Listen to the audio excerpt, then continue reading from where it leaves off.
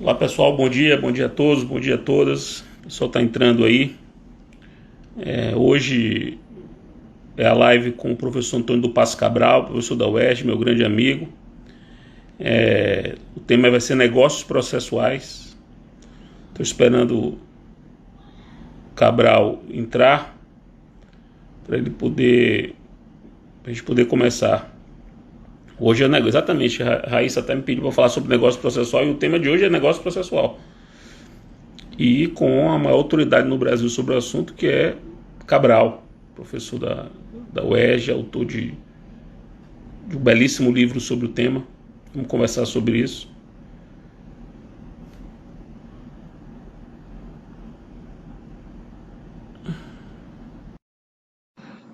Acho que agora vai dar certo.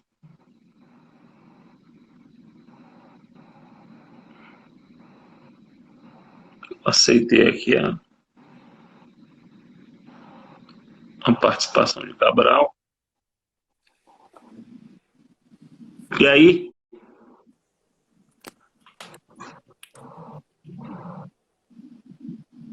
tá ouvindo, Cabral? Olá, bom dia. Estão me ouvindo? Tudo certo, tô ouvindo bem, tô ouvindo bem.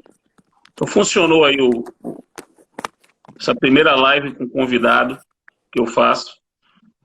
Começando esse negócio não é muito simples, então vou aprendendo aí as gracinhas da tecnologia. Cabral, obrigado por ter aceitado o meu convite. É uma honra ter você aqui com a gente. Vamos conversar sobre esse tema, que é um tema muito caro para nós, né? Para mim e para você. E por isso eu quis começar essa leva de lives com convidados com esse tema e tendo você ao meu lado, você que é meu irmão, você sabe disso, e irmão de intelectual, irmão do coração, e dessa lida aí de geração, né?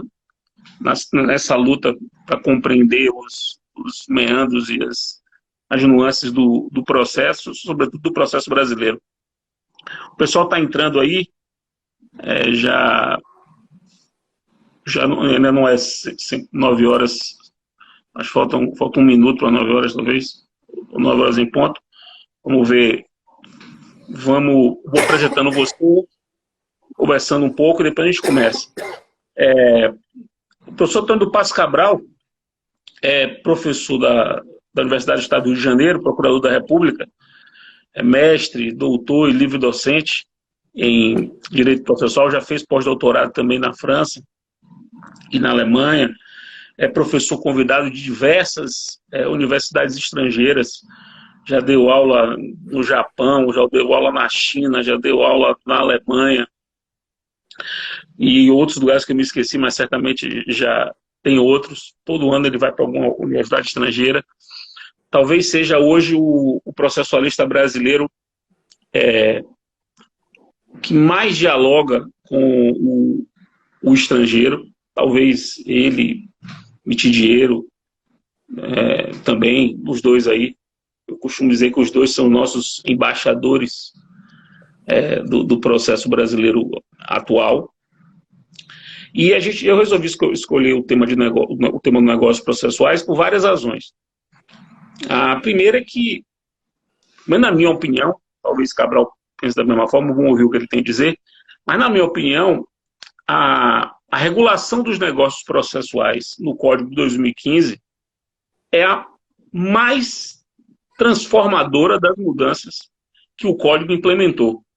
Praticamente não há nenhum assunto de processo, e vamos falar de jurisdição até execução, não há nenhum assunto de processo que não tenha sido afetado por essa regulação. Ou seja, qualquer assunto de processo agora tem de ser estudado a partir da perspectiva de que o Código ele permite a mais ampla possível liberdade de negociação das partes em torno do processo. A aula de hoje também é uma aula que envolve temas que já foram trabalhados por mim e por Cabral. Eu venho estudando esse assunto, negócios processuais, há muito tempo, no grupo de pesquisa que eu tenho aqui na Universidade Federal da Bahia, já há muito tempo, com orientandos, escrevendo textos, Ajudei na construção desse sistema quando estive na Câmara dos Deputados, ajudando na elaboração do CPC. E o professor Cabral também. O professor Cabral tem um livro que ele vai falar, sobre o qual ele vai falar com vocês, e eu reuni os meus escritos nessa coletânea aqui, chama-se Ensaios sobre os Negócios Jurídicos Processuais, publicada pela editora Juspódio. São 9 textos meus, em que eu abordo diversos aspectos dos negócios processuais, desde textos mais introdutórios, né, para explicar do que se trata, até textos de aplicação concreta, em que eu mostro algumas aplicações concretas desse tema. O professor Cabral, ele tem um livro dele, uma monografia, que foi uma monografia a partir da qual ele ganhou o título conquistou o título de livre docente pela USP, e coordenou uma coletânea que já está com 2 tomos, que eu reputo um dos livros mais importantes da história da processualística brasileira. Por várias razões, daqui a 50 anos, quando se fizer uma cronologia das obras influentes e importantes a determinado momento, essa coletânea que Cabral e Pedro Henrique Pedrosa Nogueira coordenaram e publicou pela edição em 2015, estará entre elas. Fiz essa introdução, vou passar a palavra para Cabral, para ele fazer também a introdução dele, e já começar. Cabral já pode começar explicando para a galera o que é um negócio processual, qual é a importância, aí a gente vai conversando. Você vai falando, eu vou falando aqui também e vamos dialogando. Beleza? A palavra é sua, Cabral. Maravilha. Bom dia a todos aí. Já vi que tem um monte de amigos queridos que estão nos assistindo também. Todo o pessoal que está aí no teu canal. Eu não sou muito o cara das lives, né? Mas te agradeço muito. Você é um irmão querido que a academia me apresentou. Então, eu fico muito satisfeito de estar aqui e, de alguma forma, participar dessas lives, né, nesse período de quarentena, especialmente para falar sobre esse tema, que realmente é um tema muito caro para nós, né? No meu livro, eu falo que você foi um dos pioneiros no estudo desse tema no final da década dos anos 2000, quando começou esse estudo sobre os fatos processuais, que depois originaria um livro em coautoria com o nosso amigo Pedro Nogueira, e lá produzidos de 2008, 2007, 2008, você já estava com um estudo avançado no seu grupo de pesquisa sobre isso. Então, realmente é um tema que, para nós, fala muito ao coração, o tema dos negócios processuais, das convenções processuais. Os livros que você se referiu, o meu é esse aqui, ó, Convenções Processuais. Ele aparece ao contrário, né, como se fosse um espelho aí, né? Convenções Processuais, editora Juspódio, e a coletânea que eu organizo com o Pedro Nogueira é essa aqui em 2 tomos. O tomo 1 é esse vermelhinho, primeira edição 2014, 2015, 2014, né? Não me lembro mais. Já está na 4ª edição e nós lançamos um tomo 2 com textos completamente novos para mostrar, como você falou, né, o nível que a produção literária sobre esse tema alcançou no Brasil. E lá nos anos 2000, na década passada, talvez há uns 5, 6 anos atrás, quando a gente começou a publicar mais sobre isso, o tema ainda estava engatinhando, muitas pessoas ignoravam o tema, muita gente achava estranho, né, ou rejeitava a categoria dos negócios processuais, e hoje em dia o tema pegou, né, incorporou Cabral, grande aprofundamento, né? Muito... Me permita uma intervenção. O pessoal está dizendo que o seu som está baixo. Meu som está baixo? Como é que eu faço para aumentar isso aqui? Será que você não quer falar sem o fone? Pode ser, deixa eu te... Veja se melhora agora. Melhorou. Melhorou? Melhorou. Assim. Pronto, pode continuar. Bom, então o livro e a coletânea fizeram um estudo atuais, incorporou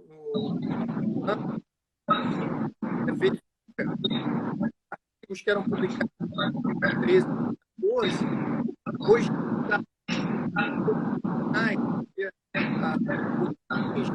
de aprofundamento muito importante, coletânea para isso, aplicação do tempo,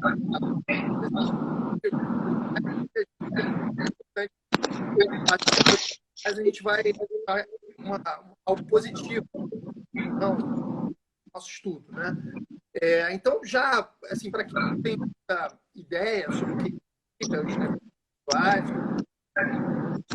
Ô, Cabral, a ideia é que as partes... Cabral, Oi, continua, vai. tá vindo aí? O pessoal tá reclamando do áudio, tá vendo? Ah, é?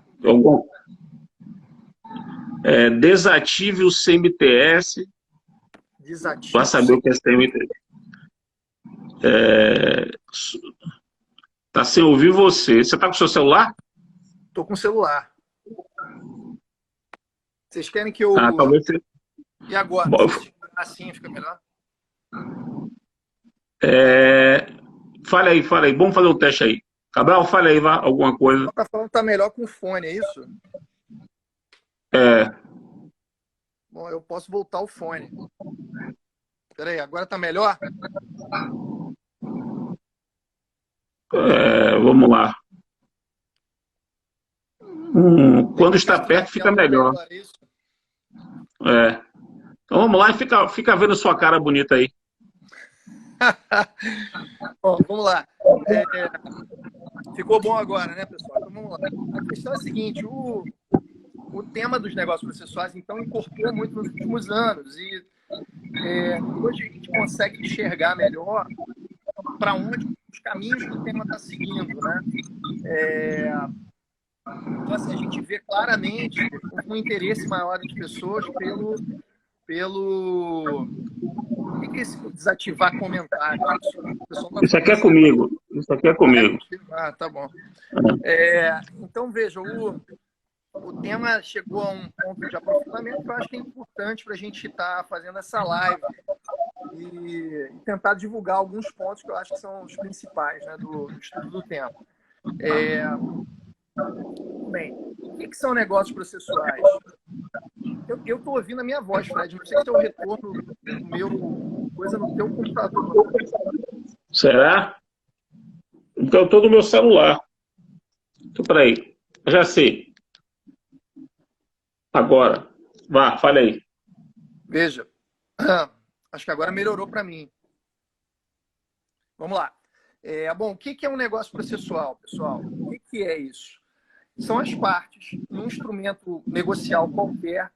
Então, por exemplo, um contrato, um termo de ajustamento de conduta, uma transação, ao lado das disposições sobre o direito material, convencionarem também aspectos do procedimento judicial, atual ou futuro, para regular aquela disputa. Então, ao lado das disposições sobre o preço, a descrição do produto, a coisa que está sendo comprada, as partes regularem também o processo que vai resolver disputas que podem surgir daquele contrato. Disputas que naquele momento estão disciplinando aquilo no instrumento negocial podem nem existir, porque, na verdade, o negócio processual pode ser celebrado previamente ao processo e previamente ao conflito. Então, eles muitas vezes é celebrado sobre um conflito puramente potencial, algo que pode nem vir ao ocorrer se todos cumprirem o contrato. Mas, então, essa ideia de que as partes poderiam convencionar sobre o processo sempre foi muito combatida, porque se pensava que o direito processual era um ramo de por isso os litigantes não teriam nenhum protagonismo na condução do procedimento. Isso já foi superado e hoje se percebe a funcionalidade que o processo tem para as partes e, com isso, a ideia de que as convenções processuais têm sim um espaço mesmo para definir o processo perante o juízo estatal. Quer dizer, que as partes poderiam fazer isso na arbitragem, ninguém discutia. Quer que eu bote o fone de novo? Tá? Coloque aí o seu fone. É porque o meu fone não tem microfone. Tá, vamos ver aqui. Se eu colocar, não consigo falar. Melhorou? Vê se o som tá melhor aí. O som tá melhor. Então vamos lá. Ficou ruim de novo? O fone tá melhor. Vamos lá, tem uns coraçõezinhos pulando aí, eu não sei o que é. O fone melhorou. Não melhorou? Vamos lá. Então, vejam, o Código de Processo Civil ele avançou muito nesse ponto. Os negócios processuais não são uma novidade do Código, mas eles foram muito incrementados pelo Código. E por que isso aconteceu? no Código de Processo Civil de 2015. Primeiro, porque o Código ampliou o número de negócios processuais típicos, né, aqueles que estão expressamente regulados. E depois, porque o Código trouxe duas cláusulas gerais de negociação processual, que são os artigos 190 e 200 do CPC. Esses artigos estabelecem uma ampla possibilidade para as partes negociarem sobre as suas situações jurídicas processuais, sobre direitos, poderes, ônus, deveres e tudo mais, ou também negociarem sobre o procedimento. Esses negócios processuais podem ser feitos durante o processo ou antes do processo, como eu fiz referências nas convenções processuais prévias. Muito bem. Então, o Código de Processo Civil, embora não tenha inovado, porque os negócios processuais existiam há muito tempo a gente tinha na legislação foro de eleição, acordos para suspensão do processo, suspensão de prazos, escolha de depositário. Enfim, a gente tinha muitos negócios processuais previstos na legislação. O Código ampliou a atipicidade dos negócios, quer dizer, ele trazendo cláusulas gerais, ele fez com que as partes não fiquem mais presas ao negócio processual expressamente regulado pelo legislador. Então, é a criatividade dos contratantes, a criatividade dos litigantes que vai poder fazer com que eles, num determinado contrato, negociem sobre o processo, tentando adaptar o processo estatal para as suas necessidades, o que é um instrumento muito poderoso, como você vinha fazendo referência, porque muitas vezes, hoje em dia, as partes têm uma desilusão com o procedimento comum. O procedimento ordinarizado, aquele procedimento que se tinha a ilusão de que era um bloco monolítico de regras que serviria para resolver todo tipo de disputa no judiciário, isso se tornou, na contemporaneidade, algo muito defasado. O procedimento ordinarizado, hoje chamado de procedimento comum, ele é importante e serve bem para uma série de disputas, mas ele não é adequado para resolver uma série de outros litígios, onde talvez as partes quisessem adaptá-lo às suas necessidades e às características de cada litígio, de cada contrato. Isso antigamente ficava uma coisa que era feita ao alvedrio do juiz, quer dizer, se o juiz quisesse aplicar algum tipo de desformalização, desregulando ou desformalizando o procedimento pelas suas prerrogativas de gestão, o juiz faria isso. E hoje as partes podem, por um instrumento negocial que vincula o magistrado, elas próprias terem protagonismo nessa adaptação. E isso se tornou algo muito importante na advocacia também, né? Vou fazer uma ponderação aqui. Foi só entender, né? Vamos simplificar aqui o conceito de negócio processual para a galera entender. Imagine que as partes podem, por declaração de vontade delas, de ambas, ou de uma só, se for unilateral, elas podem mudar as regras do processo. Elas podem tirar regras do procedimento, alterar atos do procedimento, inserir atos no procedimento, mudar as regras do processo por negócio. Da mesma forma que a gente pode escolher um juiz, no caso de foro de eleição, que as partes podem pedir a suspensão do processo, porque elas estão tentando fazer um acordo. Imaginar que agora as partes podem criar um processo cujas regras sejam escolhidas por elas, e é isso que as pessoas têm que entender o que é o negócio processual. Muita gente perguntando, professor, esclareça aí o conceito.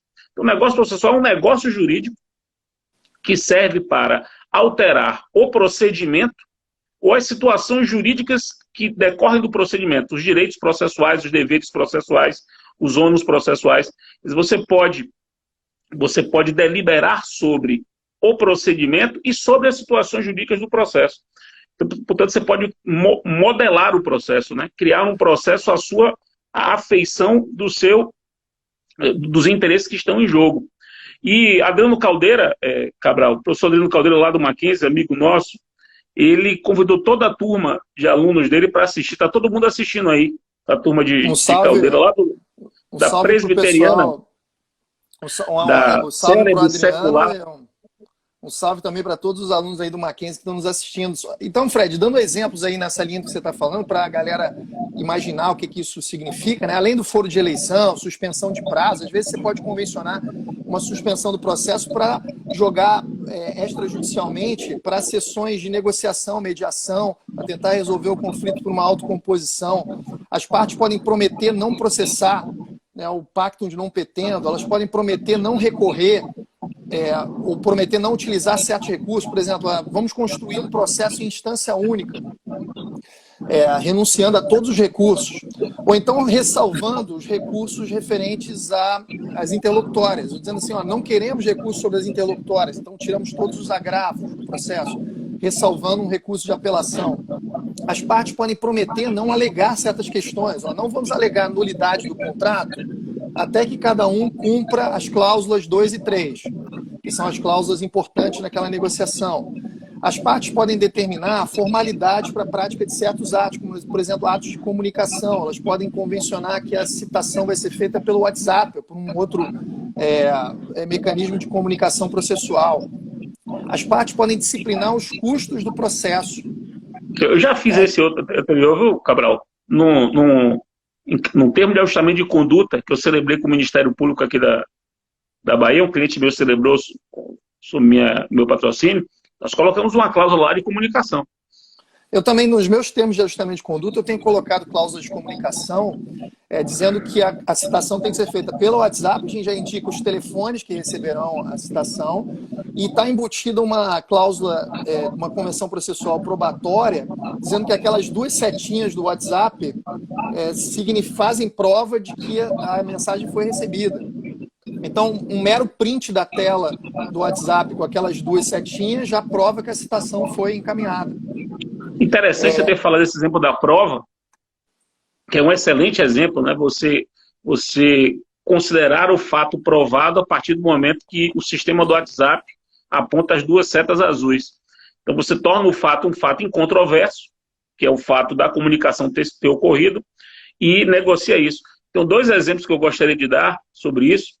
Um é que a Lei de Liberdade Econômica, a lei que foi editada no ano passado, no artigo 18, inciso 1, ela expressamente prevê a possibilidade de as partes celebrarem negócios que atribuam valor à prova eletrônica, à prova em plataformas eletrônicas.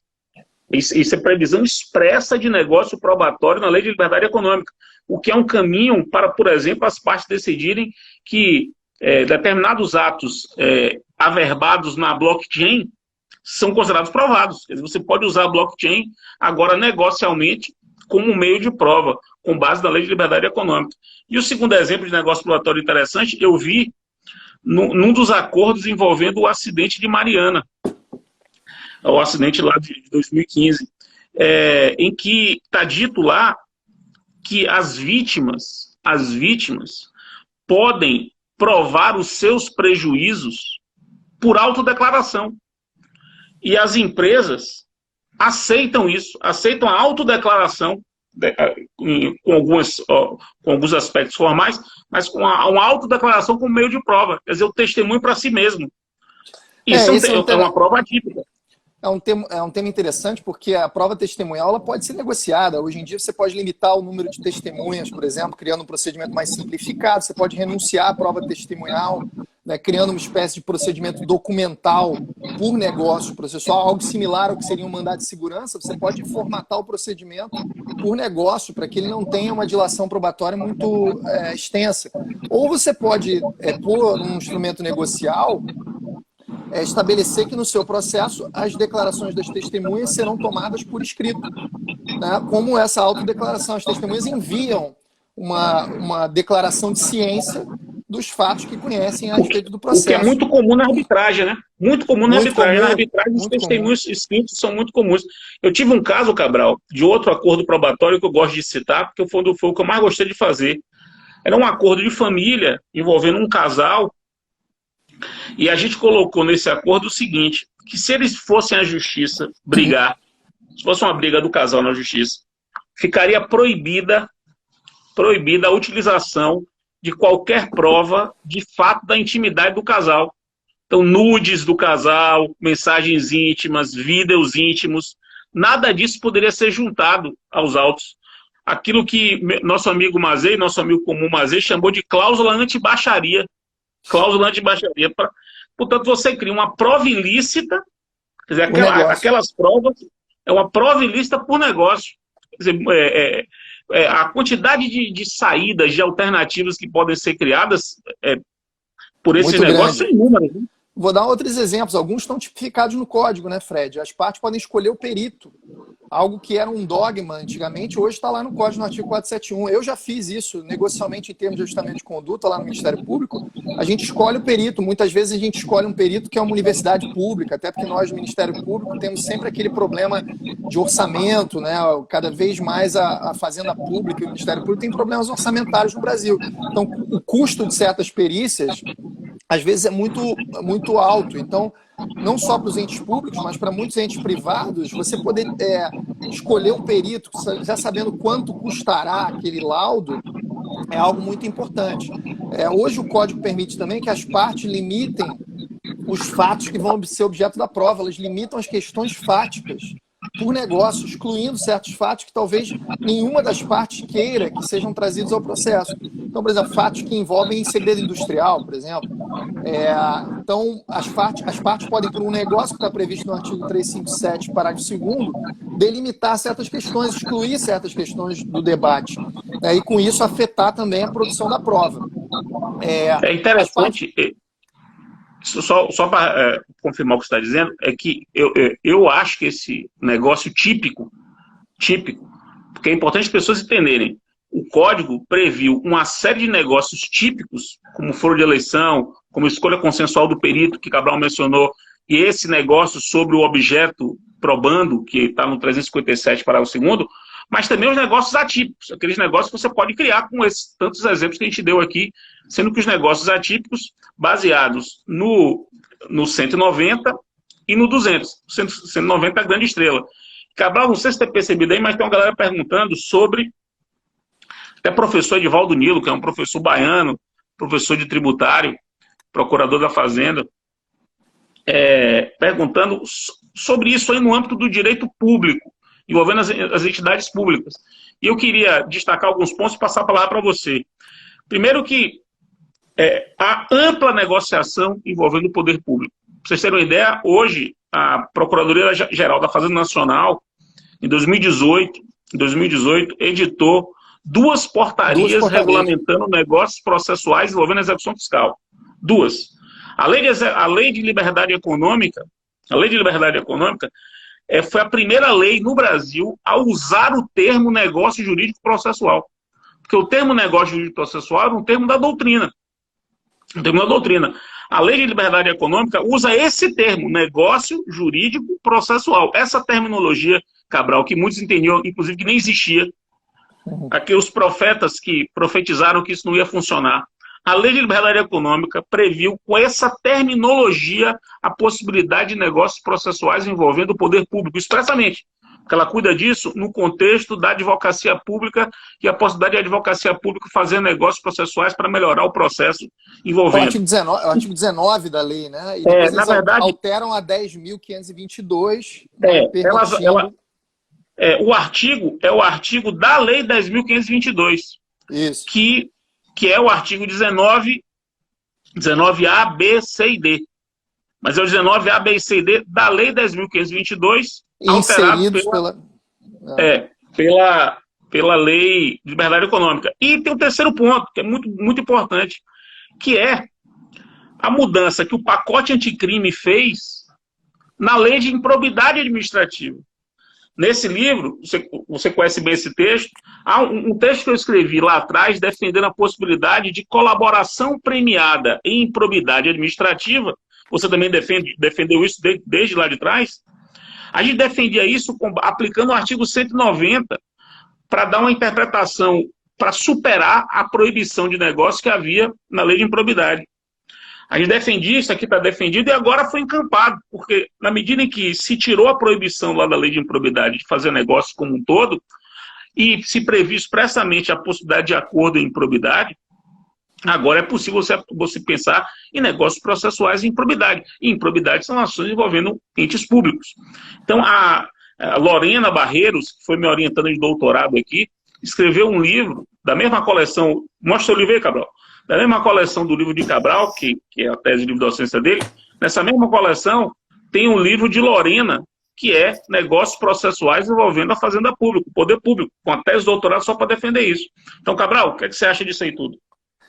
Muita gente pergunta quais são as causas que pode ser usado no negócio processual, né? E a cláusula do artigo 190 ela é muito ampla, ela diz que isso pode ser utilizado sempre que os direitos que estão sendo discutidos admitirem autocomposição. Então, notem que é uma expressão muito mais ampla que aquela da lei de arbitragem que fala em direito disponível, patrimonial disponível. Então, o direito que admite composição, por ser uma expressão mais ampla, faz com que os negócios processuais sejam admitidos em ações onde há uma nota de interesse público maior, como são as ações da litigância contra o poder público. A Fazenda Pública pode celebrar e vem celebrando muitos negócios processuais. Eu tinha separado aqui para falar essa questão das portarias da PFN e da Lei da Liberdade Econômica. O Ministério Público tem utilizado muito negócios processuais nos termos de ajustamento de conduta. Aliás, a primeira norma que prevê isso é uma resolução do Conselho Nacional do Ministério Público do final do ano de 2014, a resolução 118, que diz lá expressamente nos artigos 15 a 17 que podem ser inseridos convenções processuais nos termos de ajustamento de conduta. Isso tem sido feito em diversas ações dessa natureza. Isso faz também essa abertura para a disponibilidade sobre o processo nas causas em que há interesse público, faz também com que os negócios processuais sejam aplicáveis toda vez em que o direito material tem um aspecto protetivo de certas categorias. Muito no início lá do estudo dos sistemas do negócio, muito se falava que não seria cabível o negócio processual em causas de processo de direito do trabalho, porque o trabalhador seria um vulnerável, ou em causas de direito consumerista, porque o consumidor precisava ser protegido. Então, muita gente chegou, e defende até hoje, chegou a dizer que nesses processos as convenções processuais seriam inválidas pela tão só presença de um vulnerável, de um consumidor, de um trabalhador ou de um incapaz. Imagine uma interdição ou uma ação de direito de família envolvendo menores. Me parece que esse é um equívoco também, porque se parte da ideia, primeiro, de que o artigo 190, parágrafo único, ao falar que a vulnerabilidade manifesta de uma das partes pode levar à invalidade do negócio processual, estaria determinando a invalidação de todo e qualquer negócio processual. Isso é uma premissa equivocada. E depois, os defensores dessa posição restritiva esquecem que o negócio processual pode fortalecer a posição processual do vulnerável. Quer dizer, um negócio processual que amplia os prazos em favor de um incapaz fortalece a posição processual do incapaz. Um foro de eleição que escolha um juízo mais próximo da residência ou do trabalho, do local de trabalho do trabalhador, pode estar fortalecendo a proteção do processo em relação àquele trabalhador. Então, não é pensar que a gente vai estar protegendo o vulnerável com a invalidade, porque às vezes a invalidade, a pretexto de proteger o vulnerável, pode deixá-lo mais desprotegido, pode gerar uma situação fática em que a aplicação da regra legal é mais prejudicial ao vulnerável do que seria a aplicação da regra da convenção. Então, esses exemplos mostram que há uma ampla possibilidade de aplicação dos negócios processuais. Claro que a gente tem que ser realista, Fred, e ver que em determinados casos, talvez em processo simples ou de valor muito baixo, não vale a pena. Embora seja cabível o negócio, ele talvez não vale a pena na prática. Você vai gastar tempo, dinheiro, negociando em torno do processo, às vezes, quando o procedimento comum poderia servir bem para resolver aquela disputa, ou poderia servir, se não da maneira ideal, com menos custos e menos entrever, porque você vai gastar alguma coisa para negociar sobre o processo. Agora, quanto mais complexa é a causa, quanto mais difícil de resolver a questão no judiciário, mais interessante fica a utilização dos negócios processuais. Então, eu acho que essas ideias que a gente está desenvolvendo aqui mostram que os negócios processuais, as convenções processuais, se aplicam a um espectro de causas muito amplo. algumas considerações. O pessoal perguntando aqui, mas professor, se o brother lá tirar a marcação do azul do WhatsApp, ele não é uma forma de fraudar? Não, porque isso tudo fica negociado. Há uma proibição da pessoa desabilitar. Você pode, inclusive, estabelecer o seguinte, como o WhatsApp fosse uma plataforma eletrônica. A comunicação é enviada, o sujeito tem 10 dias para poder consultar o WhatsApp dele. Não consultou, presume-se, e aí você cria uma presunção negocial, presume-se que a pessoa consultou depois de 10 dias do envio, porque aquele número do WhatsApp foi criado para isso. Se a pessoa não ficar fiscalizando, ela descumpre a norma do contrato que manda ela fiscalizar. Então você pode, inclusive, fechar essas artimanhas negocialmente. E aí um bom exemplo, Lara, que possivelmente deve estar nos ouvindo, que foi sua co-orientanda, Lara Dourado, que escreveu sobre presunções negociais, um bom exemplo de presunção negocial. Um outro ponto interessante sobre vulnerabilidade, Cabral, é o seguinte, muito se pergunta, cabe negócios processuais no âmbito do trabalho? No âmbito do trabalho? Negócios processuais no âmbito do trabalho são feitos rotineiramente, só que as pessoas fazem sem saber, sem colocar essa chancela. Se você estabelece um acordo, por exemplo, um prazo de pagamento, sem incidência de multa, uma multa lá do processo, um calendário, uma inversão de prova, até uma escolha do perito, como acontece muito em convenções coletivas de trabalho, que você redistribua o ônus da prova, que você estabeleça que o ônus da prova para hora extra é do empregador. E isso pode ser feito por convenção coletiva do trabalho. Não há nenhum problema. Claro. E, voltando a um assunto que eu falei aqui, logo na primeira live, que foi sobre processo estrutural, hoje, muita gente diz que o processo estrutural ele só consegue se viabilizar na prática se ele for pautado na negociação. E a negociação, sobretudo, de como o processo vai se desenvolver. Quer dizer, uma negociação do modo como o processo vai se desenvolver. Voltando a um outro assunto que é caro a nós dois, que é a cooperação judiciária. A cooperação judiciária, sobre a qual você já escreveu, sobre a qual eu já escrevi, já até falei aqui, foi objeto de uma live, ela também pode se estruturar por negociação. Negociação em sentido amplo, né? Eu sei que você não gosta desse nome, para o ato concertado, mas é um ajuste, uma consensualidade também entre juízos para poder tentar melhorar o processo. Então, é uma coisa que vai atravessando, né? Atravessa todos os âmbitos do direito, todos os tipos de causa. Uma vez me perguntaram se cabe eu passo a pergunta para você, Cabral, para você desenvolver, se cabe negócios processuais em juizados. Juizados. O que é que você acha? Claro que cabe.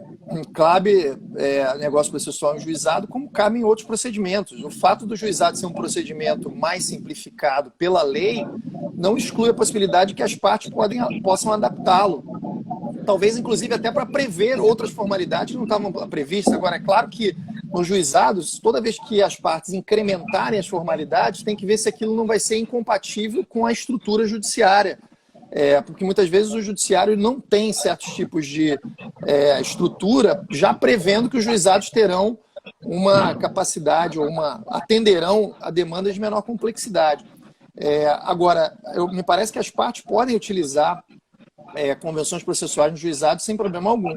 Claro, como eu falei, como as causas de juizados normalmente têm um valor mais baixo, nem sempre isso será interessante, mas nada impede que as partes negociem também no juizado especial. Um salve para Lara Dourado, que realmente publicou um trabalho muito interessante sobre criação negocial de presunções, né? Quer dizer, a partir do momento em que um determinado documento ou um determinado fato se encontra provado, presume-se um resultado a partir dali, o que é algo muito útil na prática, bem interessante de ser utilizado.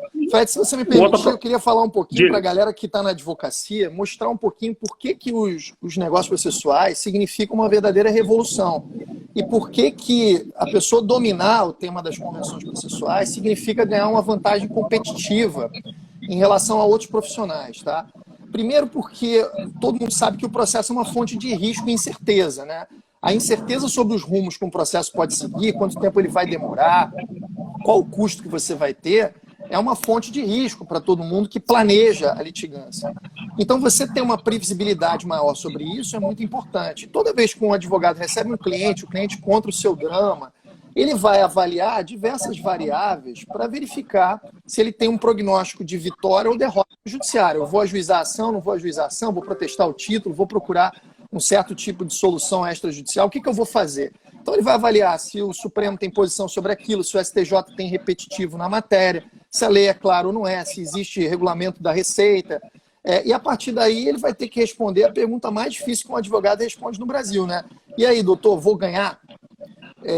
E o que muda? Isso muda quando existem negócios processuais? Isso não muda, ele vai continuar fazendo esse cálculo. Só que o que muda aí, que é muito importante? Naquele cálculo que o advogado fazia, o procedimento sempre era visto como uma constante, ele não era variável. E hoje o procedimento também é variável e vai entrar nesse cálculo junto com essas outras variáveis.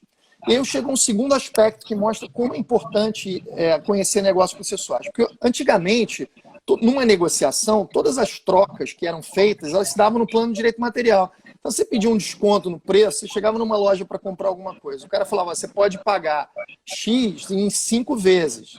Aí você falava, não, mas eu posso pagar 20% a menos se eu pagar à vista? Então você pedia um desconto no preço por entregar o dinheiro de uma vez só. E aí, às vezes, o vendedor te dava um desconto, pensando que ele ia ter aquele capital desde logo em mãos, ele podia fazer investimentos, pagar seus fornecedores, coisa e tal.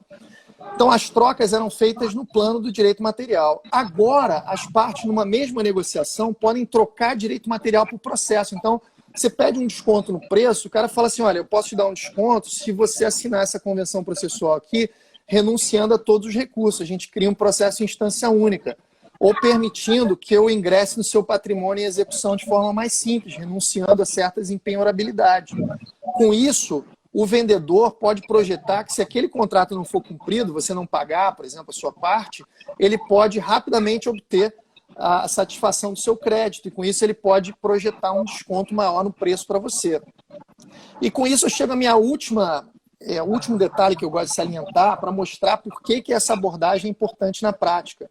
Porque hoje, pelos negócios processuais, o processo começa antes do processo. O processo começa no planejamento contratual. Então, quando você vai celebrar um contrato, você já pode inserir lá cláusulas de convenção processual que vão fazer com que a bandeira o vento comece a soprar a bandeira para o lado do seu cliente, fazendo com que exista uma certa dissuasão das questões. Oi, Princesa Ana apareceu aqui dando a sua graça aqui na nossa live. Então, vejam, a ideia de que o processo começa lá no planejamento contratual, ela é uma ideia que fala muito ao coração dos privatistas, dos civilistas, dos comercialistas, que estão se interessando muito pelo tema das convenções processuais, porque estão percebendo como o processo e o direito material estão sofrendo um rearranjo. As relações entre o direito material e o direito processual, que sempre foram relações de funcionalidade, de efetividade, etc., hoje estão sofrendo um rearranjo, porque elas começam a ficar imbricadas cada vez mais numa mesma negociação, né? Aspectos do direito material e do direito processual começam a se relacionar de forma muito próxima. E é lá no contrato que hoje o bom advogado pode, por meio de uma convenção processual, fazer com que haja um instrumento dissuasório ou inadimplemento. Porque o indivíduo, quando pensa assim, vou deixar de cumprir essa prestação, ele fala, mas se eu deixar de cumprir essa prestação, vai incidir essa convenção processual que a gente assinou, que vai fazer com que o processo seja muito ruim para o meu cliente, porque eu não posso alegar a nulidade do contrato antes de cumprir a cláusula tal. Eu não posso ficar recorrendo indefinidamente, fazendo rolagem de dívida no judiciário. Eu vou ter um processo em instância única, resolvido num tempo muito mais rápido, com menos custo para o meu adversário.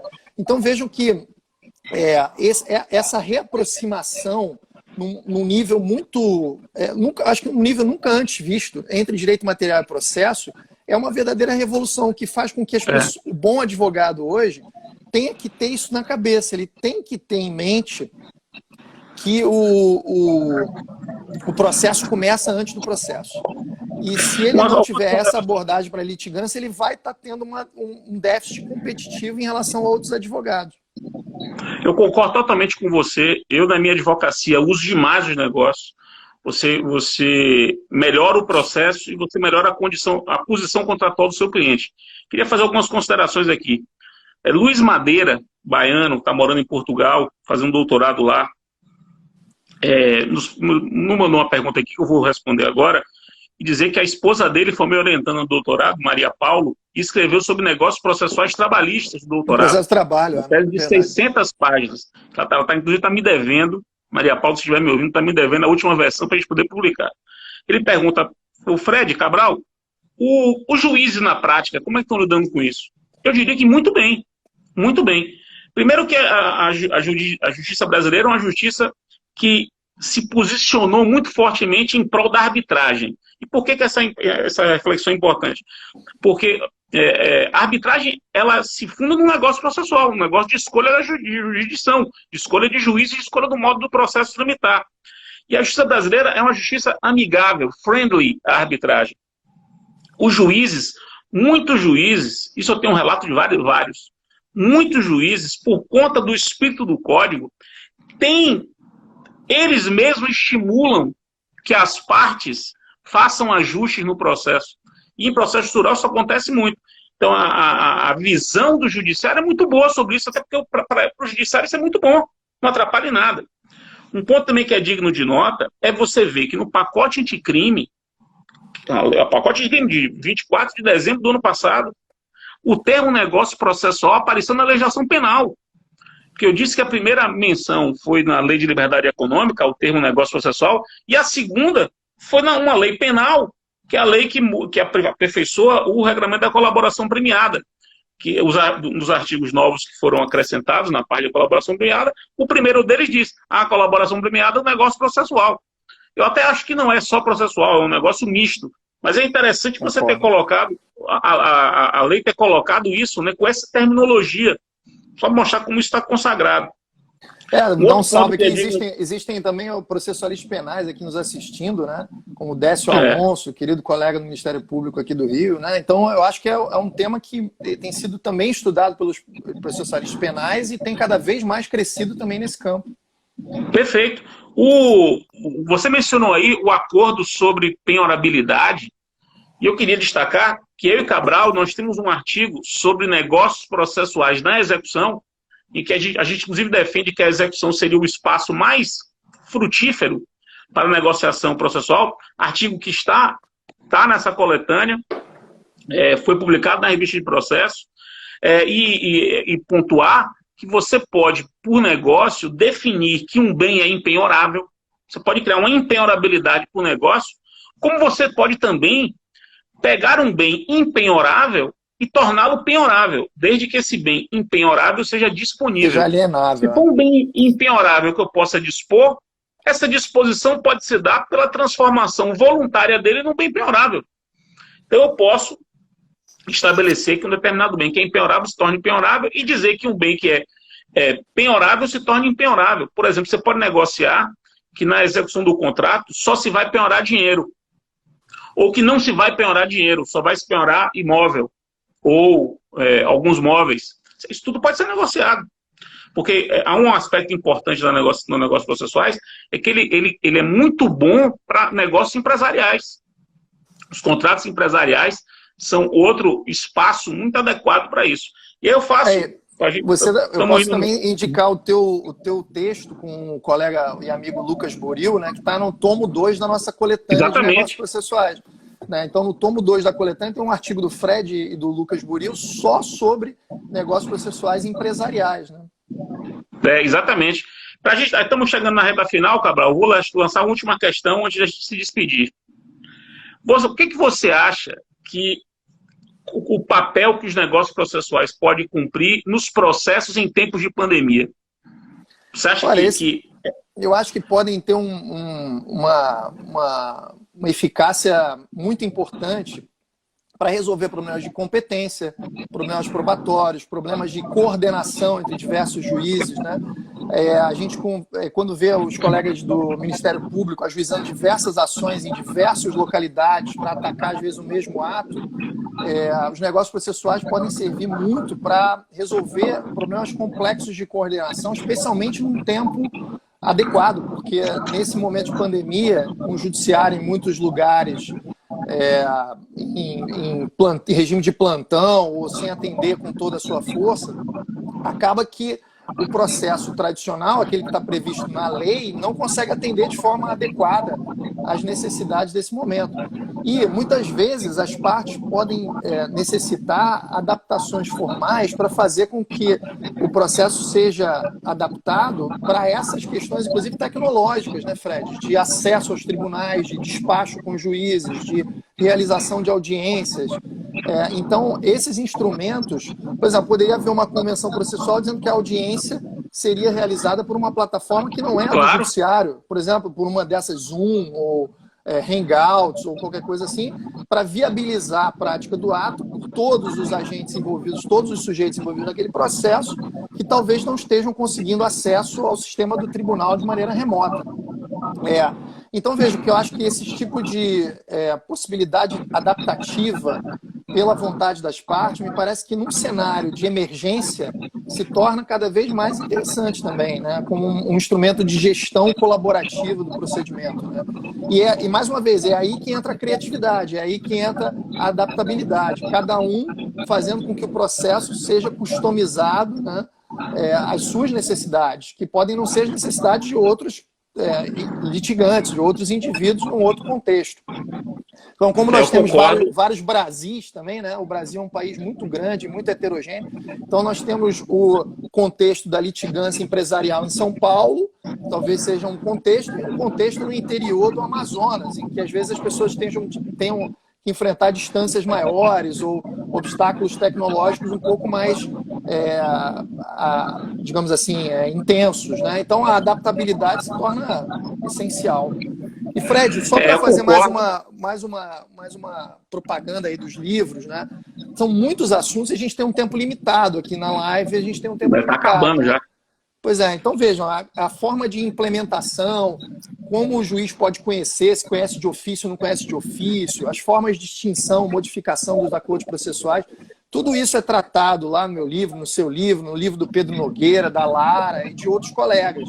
A gente não vai ter tempo de tratar de todos esses temas aqui, mas conhecer o instrumento, conhecer a convenção processual, saber como opera, como celebrar e quais as possibilidades aplicativas é algo hoje absolutamente fundamental na advocacia, na prática judiciária e para qualquer um, em qualquer causa, em qualquer área.